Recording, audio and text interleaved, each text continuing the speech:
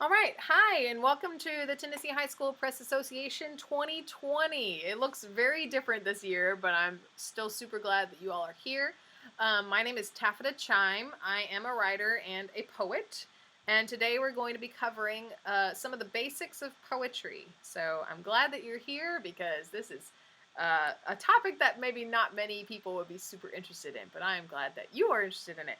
So, just to give you a little background about myself, I have two published novels, and I have also had several stories and poems published over a large collection of different literary journals, both academic journals and professional journals. And in fact, my most recent publication that I've had was a poem that was published in the Laurel Review, which I have a copy of right here. Ta-da! So, my most recent poem, this was in 2018, I believe, was published in the Laurel Review. So, let's get started about poetry. So, first of all, let's cover just what is poetry. So, I like to think of poetry like a code. It conveys a thought through imagery, sound, and or metaphor. It's just whether you're explaining just some sort of interesting thought you had or something interesting that you saw, an experience that you've had, you're showing that in a new way. Poetry is vastly different from other forms of writing because it has to be intentional in every single detail. It's a very short space. I've said here, unlike fiction, where the author may have several paragraphs, pages, or even books to convey a thought or a story, a poem has to convey this in a few lines or maybe pages if it's a long poem. So every mark of punctuation, every word, every sound is so important because you only have a limited amount of space to share what your message is. So there are, of course, many kinds of poems, including these: a sonnet, lyric poem, free verse, ballad, and haiku. You all may have learned about some of these in some of your English classes, but of course there are other kinds of poems too. These all have their own rules and expectations. Yeah, even free verse has some of its own standards. But we're not going to be getting into what makes a haiku and all that. Instead, we're going to be talking about the general rules of poetry and all the aspects that poems share. So let's hop right into it. So the first thing is probably metaphor, and I've said it's the bridge connecting poetry to life. So all that metaphor is, it's actually from a Greek word that means to carry, and it's the idea of carrying one thought to another thought. It's this connection. And even saying that metaphor is a bridge is itself a metaphor. I could draw this out more and say in what ways a metaphor is like a bridge, but chances are you're smart enough to figure those ways out. So oftentimes poems teach, or at least they strive to have the reader think about something in a new way. Teaching through poetry is better than, say, a lecture, because people tend to like figuring things out for themselves rather than having someone spoon feed them the information. So in a poem, metaphor gives you the ability to discover what the poem is about, and that tends to resonate more with readers than just straight up telling them, hey, I'm telling you about this. They like to decipher that code like we just talked about. So metaphor is very important to poetry because it teaches in such a way that the reader has to dissect and understand for himself or herself what the poem is even about. So metaphor is also a very complex thing for the brain to figure out. Psychologically, cognitively, metaphor is very rewarding to the brain. Studies have shown that thinking through a metaphor and other forms of figurative language causes a lot of activity on both sides of the brain. Your brain is working with its logical parts that are also used to work through math, but it's also working with the creative ideas and the imagery to make the connection to the bigger message of the poem. So just the fact that there's more of those neural networks being connected, it's like solving a puzzle. There's a lot more reward there for your brain to understand what this metaphor means. So writing and interpreting metaphors are actually really challenging and rewarding to your brain. So forming and creating metaphor means that you yourself have to observe things in different ways. You must translate your observation into a way that your reader will understand. So this requires both observation of life outside of poetry and then the ability to craft your observations through words into something that is poetic, if you will. So in poetry, this is often done with imagery or symbolism. And we don't have time to read this poem right now, but I would really encourage you to read Elizabeth Bishop's The Fish. It's a great example of just an image that is explaining something deeper. and it's beautifully written. I love The Fish. Elizabeth Bishop has such a great way of taking very maybe even ugly things and turning them into something beautiful. She also has a poem, I believe, called is it The Moose, or is it On the Way to School or something like that? But anyway, it's also great. But The Fish, I really recommend The Fish to understand imagery and symbolism, to draw metaphor. Okay, so the next component is sound. So rhyme, rhythm, and the deliciousness of words. Okay, so when most people think of poetry, they think of something sing-songy like Mustache by Charlie McDonald, a video from like 10 years ago. Just very sing-songy, rhyming kind of poem. You can look it up on YouTube yourself and see it. These can certainly be fun, and they demonstrate a lot of talent, but I am personally horrible at rhyming, so I don't feel quite qualified to teach about that. Get a rhyming dictionary instead. So I do know, though, that rhyme should not be contrived. Both the word choice and the rhyme need to be natural. You don't want your poem to feel forced. And so if you're like me and your rhymes often feel forced, then just drop it. Write free verse or something instead. You don't need to write a lyric poem. Rhythm, likewise, has its place in poetry and is good for giving the reader something to expect or to be surprised by. So you can use rhythm to draw these patterns. And English is actually a very rhythmic language. So you, as an English speaker, have sort of an advantage where you can write with a certain rhythm. If you study Shakespeare, you've probably learned about iambic pentameter and that kind of thing. So learning about the stresses and the rhythms that words make in poetry. And then you can surprise your reader or even sort of draw their attention to a certain spot by changing the rhythm or giving them an unexpected rhythm. So again, William Shakespeare, iambic pentameter closely mimics natural human speech sounds and sound like conversation. So a 3/4 type rhythm, for example, shows a lot of motion and sway. Here I go on the snow, I don't know where to go. So different rhythms can show different sorts of emotions.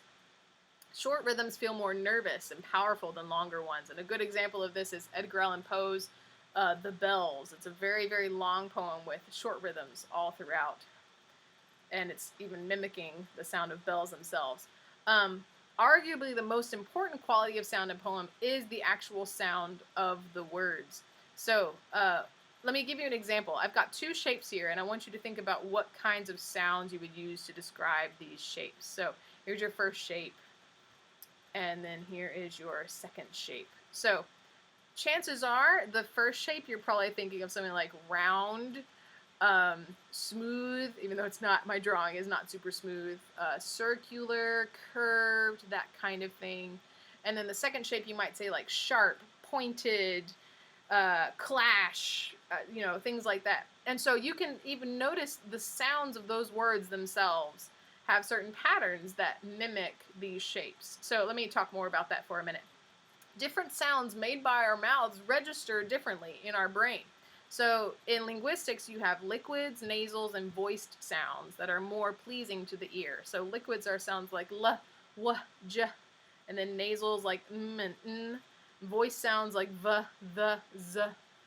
So these are more pleasing to the ear mostly. And then fricatives like f, p, b, and plosives like t, d, k are less settling. They're kind of more sudden, chaotic, that kind of thing. So you can use words that have certain sounds to help the reader's brain acknowledge certain feelings. So yeah, using certain sounds in your poems can actually convey feelings in the reader and actually change their opinion of the poem. Okay, so then syntax. You don't want your foot in your mouth, which is kind of a poetry joke with foot, feet, meter, that kind of thing. So syntax has to do with word choice and sentence structure. And then word choice is similar to choosing the right sounds. Certain words have different meanings than others and have the ability to change your message. So this is an example from a play, actually, but whenever I think of the importance of syntax and diction, I think of in Samuel Beckett's play, Crap's Last Tape. Crap is this old man, which, I mean, even the choice of his name, Crap, kind of gives you an idea of what his life was like. He's this old man. He's just always reliving these tapes that he has of his life. And at one point in the script, his pockets are described in the stage directions as being vacuous. And I had to actually look up, what does vacuous mean? And it means empty, But why didn't the writer choose the word empty? So not only does vacuous have different sounds, it has the, the idea of vacuum, the V sound, the K, like these kind of unusual sounds, whereas you have a more common word like empty. But it has a more complex meaning than just empty. Vacuous actually means that the pocket has the ability to hold a lot, but it doesn't. So it's almost like the absence of stuff. And this was very true in Krapp's life as a whole. He has the ability to live more fully, but he chooses not to. He instead relives these old tapes that he has. So just the word choice of vacuous says a lot about this person. And so in poetry, word choice like this is very important, where you can choose what words you have, and the connotations and the meanings and the associations that they have can really carry meaning for you. Sentence structure also can manipulate your reader's focus. What do you want them to pay attention to? So typically in English, the beginning of the sentence and the very end of the sentence are places where people draw their attention to the most. In the middle of a sentence, especially if it's long, you might lose their attention. So something that you want to be very focused on. You may even just have like a short sentence. In poetry, there's different rules of grammar, and there's nothing that says you can't have an incomplete sentence in poetry. Okay, so then visuals, you paint an image with words. So there are such things as concrete poems where the words actually literally form images, but we're not going to be focusing on that. We're going to be talking about line breaks, paragraph breaks, placements of words on the page that change the meaning of what you want them to say. Because just like I was saying, at the beginning of the sentence or the end of a sentence, people tend to draw their attention there more. And also visually, when you think about a line of poetry, your attention is kind of drawn to the beginning of the line and the end of the line. So punctuation is different in poetry. It does more than just end a thought. It also tells your readers when to pause. It separates images. It intensifies sounds, etc. So punctuation is actually a very important visual in poetry because it is actually, it's a punctuation. It's a place where the reader actually stops and pauses for just even a slight breath and thinks about what just happened or what's going to happen. For instance, spreading your words around on a page forces your reader to scan back and forth and may actually make them feel nervous or anxious because their eyes are literally darting like you might be if you were scared. And you may want this feeling. You may want your reader to feel some sort of uneasiness.